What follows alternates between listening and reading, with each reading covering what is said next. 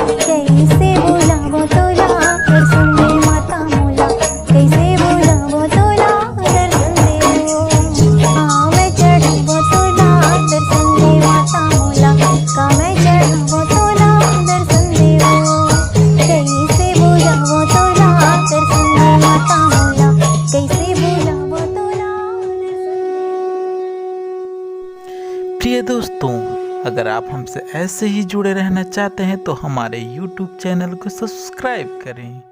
धन्यवाद।